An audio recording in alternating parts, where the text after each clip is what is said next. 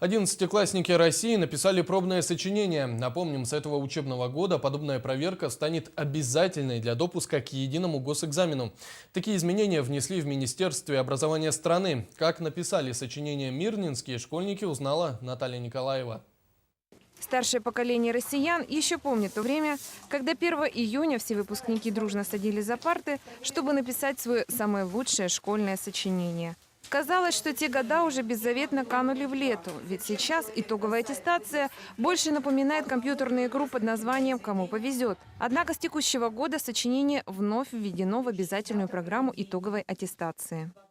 Проведение государственной итоговой аттестации в 2014-2015 году сопряжено с множеством нововведений. Вот одно из таких нововведений как раз и является написание итогового сочинения, изложения. Результатом экзамена может быть зачет или не зачет. Писать его выпускникам предстоит 3 декабря, а пересдать в случае неудачи можно 4 февраля. Школьное итоговое сочинение в дальнейшем может быть учтено при приеме абитуриентов. В этом случае вузы сами оценят сочинение.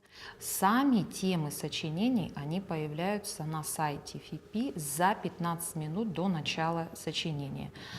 Сама апробация и итоговое сочинение начинаются в 10 часов по местному времени. На территории Мирнинского района создана муниципальная комиссия по проверке итоговых сочинений.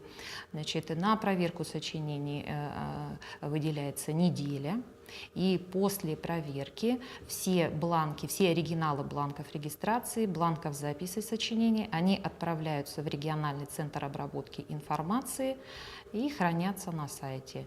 Что же касается вопросов, связанных с организацией и проведением сочинения, то правила и требования прежние. Отсутствие у экзаменующихся сотовых телефонов, обязательное наличие в аудиториях камер видеонаблюдения с возможностью трансляции всего происходящего онлайн, а также присутствие на экзамене общественных наблюдателей.